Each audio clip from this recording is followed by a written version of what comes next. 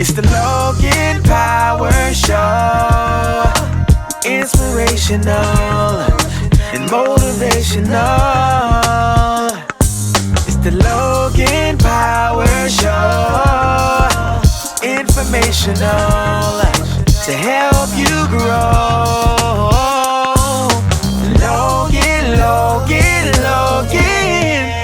Logan Power Show. And now the host, Calvin Logan. Hey everybody, welcome to the Logan Power Show. It's me, your host, Calvin Logan, and I want you to take this time to thank and pay it forward to every educator who has made a difference. I don't know about you, but this has been a very strenuous time for educators, as there are constantly things revolving and changing. They have to learn to adapt from virtual to in person to vice versa. But I want you to encourage you, because I got a man with me to the right who has took the initiative to not only not allow challenges to discourage, but to encourage. So I got me to the right, the principal of North Charleston Creative Arts. He's the coolest man, coolest of fans, as they say, the one and only principal, Robert Grant. How you doing, sir? How you doing, Cal? How's that? Good to have you here. Yes, indeed, sir. Thank you. Yes, sir. So tell us, what led you to get started in education? How did you get started? Who became the man, Mr. Robert Grant? Well, actually, honestly, my mom was a lifelong educator.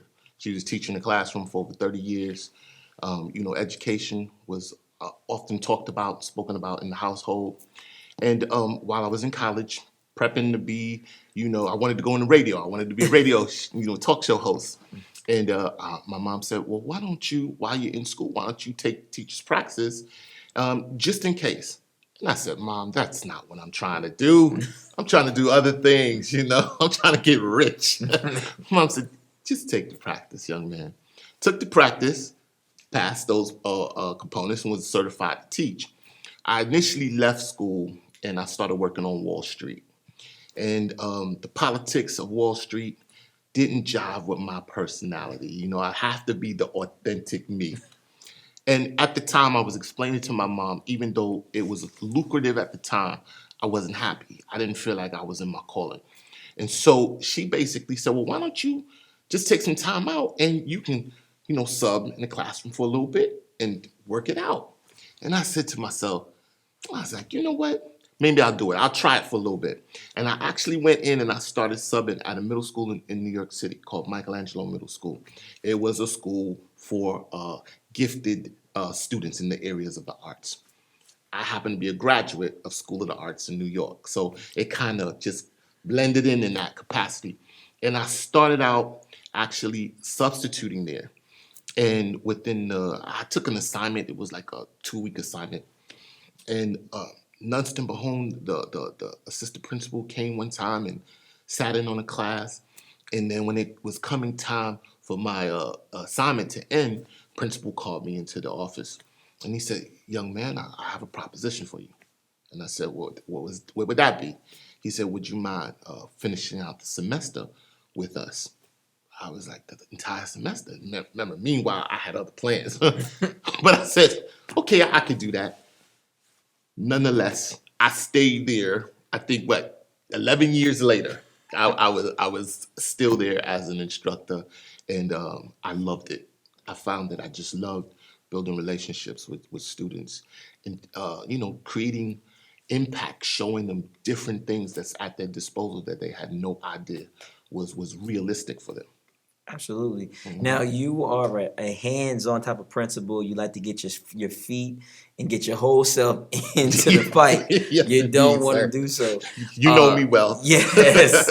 So North Charleston Creative Arts, yes, it is in a very lucrative, creative side of town of North Charleston, yes, where sir. the kids love to be themselves. Mm-hmm. And you've took in the Hootie, the Hootie love, the Hootie mantra, yes, sir. And you applied it to your own way, your own style. Where do you see North Charleston Creative Arts going in your perspective? Since you've been there for some time, you've seen the level of students coming in, the level of teachers. What's your ideal of where you think North Charleston Creative Arts should go? Sir, the sky's the limit. I'm saying I truly feel that North Charleston Creative Arts can be a feeder institution for School of the Arts, which is only 300, 400 feet away or yards away from the school. I think that with additional focus on continued improvement across the board scholastically and looking at the artistic program to see how we can further strengthen so that kids get an authentic experience within the arts, which would put them in a position by the time they are fifth graders that they themselves could be working on portfolios that would make them very competitive with the rest of West Ashley, Mount Pleasant, the North area. I think there's the sky's the limit for North Charleston Creative Arts. I just think there needs to be focus on improvement in certain areas, and once that is attended to and there's buy-in across the board, across the organization, I think that that school will have a significant improvement and will be a pillar as far as creative arts institutions for Charleston County. Absolutely. And then this year, you decided to even take on another task. Through some help, you have become the leader, the focal point, a distinguished gentleman's program. Yes, indeed. that you started. You took it upon yourself to come with a foundation. You have fourth and fifth grade boys that you're turning into our new leaders of tomorrow. Yes, sir. Tell us about that program, how that got started. Well, you're always prepping students. Students of today, you're preparing them for tomorrow's world. And I find that many of the young men who are in the North area, who are in urban environments, aren't given those soft skills on how to be successful young men, entrepreneurs. I want to get them to think beyond their surroundings and see a future for themselves that's bigger and brighter than what society says. And so therefore, putting young men together, like-minded young men, getting in a room and having seasoned young men, such as yourself, such as me, such as other young men in the institution, in the school, guiding them, helping them to see that this is how we were able to circumvent obstacles that are easily there for us as young men to fall into. And what we want to do is we want to show you the route of success that you should take. We want to show you multiple routes of success. And ultimately, I truly believe this in my heart, Calvin, that young men want to belong to something greater than themselves, right? And if you give them membership into something that they see as greater than themselves, that they can be a part of, they will loan support to it, they will buy into it. And thus, if we can create something that is positive for them to be a part of, why not? Otherwise, then they're left to, other situations, street organizations and things of that nature that would serve that purpose for them. So what I want to do is make sure that they belong to something that they're proud of, that their parents can be proud of. And, just showing them young men how to tie a tie. I was, oh, man. They, to see the smiles on their faces, to see how they look. We purchased them blazers. They had button-down shirts and little orange ties, man. And we had a photo session with a gentleman, Mr. Grack. Yes, sir. Thank you for putting me in contact with him, by the way, sir. And he came out to the school, donated his services to us, and those young men got dressed for that photo shoot. And to see the transformation when they put on that sport jacket and they had that tie around their neck, their disposition changed. The disposition changed. They started to look at you differently, look at themselves differently, shaking hands. And when I seen them, the pride in their hearts taking that picture, I was like, yes, we struck a chord. So now all we got to do is build on it. That's all we got to do is build on it.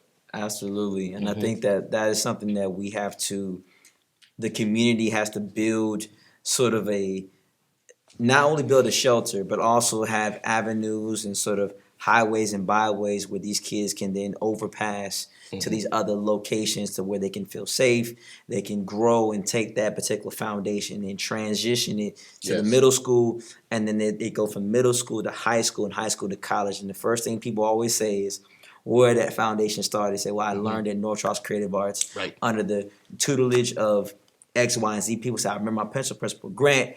He rocked me out. He showed me how to tie my tie. And let's be honest, there's some young men can't even tie a tie. Some young men don't even have a tie at the house. Yeah. Can't even tell you they don't know what a tie is. Right. So- Right. So and, Absolutely. absolutely. So, one big question is education has totally changed, Yes. and it's becoming more of a strain to where the teachers, administration are on one playing field. The parents on another playing field. The kids on another playing field. Technology is like the answers are there if you can search it, but the problem is navigating to get the answer Right. is so many different windows. Right. And I love technology. I'm a technology buff, but Yeah. what I've seen is that there is such a hard push or a hard type of work ethic that it makes it difficult for teachers and administration to take some of the youth and say, "Listen, I get it.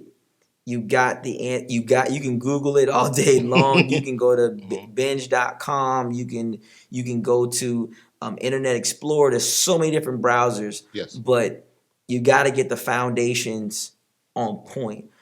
In your personal opinion, because we know you're in the education field for a long time, and I don't want to put you on the spot saying you're the full-time expert, but in your personal opinion, how can we get our youth back onto the method that they're not just reliant upon, okay, I'm going to just search the answer, but I'm going to do some more critical thinking. I'm going to get myself back on the point. What would it take for us to sort of get our kids to where they need to be so to be functional in this world today?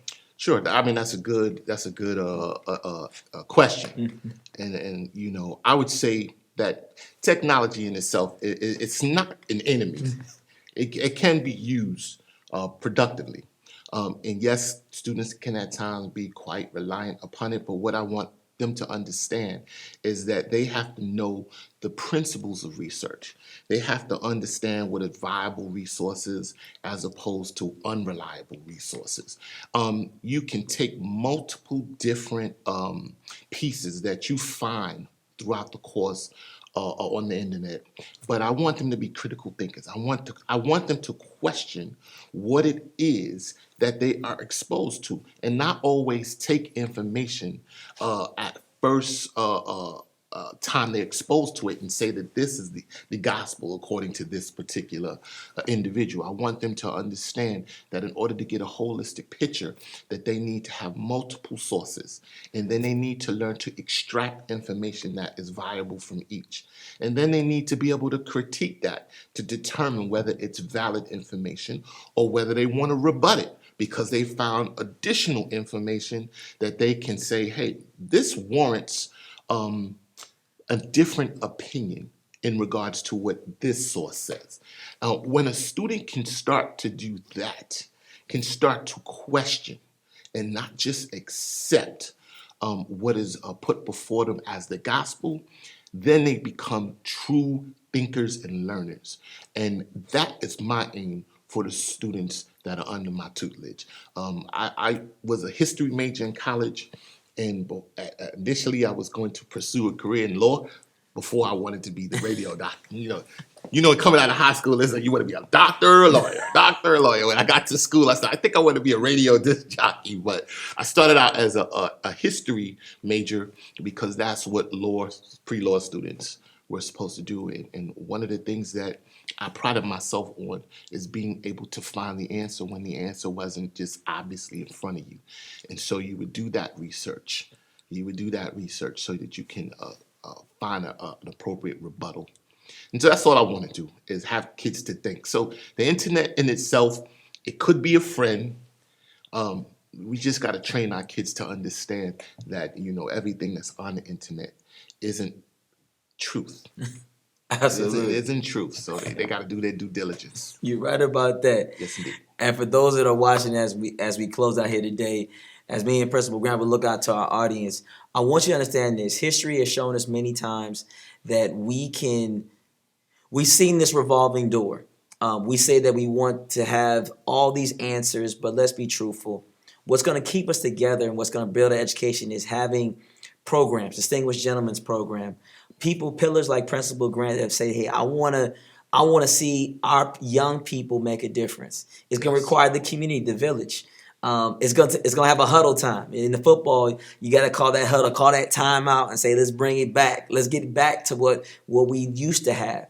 It's family values, it's morals, it's working together. It's not the big I and little you. No, it's a team. And when we do that, it's getting to the top. I want to see the youth of today, when you graduate from elementary school, shout out to all those about to graduate from elementary school, middle school, high school, and the ones who have just graduated in college. When you get that particular piece of paper and you say, here, I've graduated, I want you to think about everyone who's paved the way for you. Even down, not just your mom and dad. It's that janitor who was cleaning the hallways that always gave you that elbow bump and say, you know what, young man, young lady, I remember when you were just here and I saw you mature. It's that one in the cafeteria, that lady who say, you know what, I remember I gave you that slice of bread, an extra slice. You know what, you said, you don't know that covered my breakfast, that got me to the next level. It's that teacher who say, you know what, you're not going to the principal's office today. We're going to handle that situation today. I'm speaking to you. It's that one, that counselor that say, you know what, I know this class, you want to go here, but there's a game plan. You got to go to this class because there's a calling on your life. And if you just turn the nudge, you'll get to the next level. I'm talking to you. It's that nurse who say, you know what, you look like you're dehydrated. Let me give you that bottle of water that's going to quench the thirst. I'm going to nudge it to you. It's that coach on the playing field. So you know what, I know you got a plan in your life, so I'm going to give you a pathway. If you just listen to me, I'm going to give you another extra bump. It's going to get you to college. You may not be the one on the big television, but you say, you know what, coach, you paved the way. You gave me a discipline, a work ethic. So now God can see you in a greater light. And that's what I'm talking about. You see, different people I gave to you, those are different people that paved the way. They may not be the one that's on the billboards, but those people that I mentioned are the ones with 10, 15, 20 years from now, someone's gonna say, I remember that person is the one who changed my life and made me the man or the woman I am today. And that's what I tell you right now. Let's pay it forward. Let's make a difference. And I promise you this guy right here, you want him in your classroom, you want him in your institution, you want him to run your school. Remember that name, Principal Robert Grant. He is an innovator and creator. And that's all the time that we got. My name is Calvin, the Logan Power Show, nationwide, worldwide. Hey, we love you. We appreciate you. And to God be the glory. We'll see you soon. It's the Logan Power Show. Inspirational and motivational. It's the Logan Power Show. Informational to help you grow.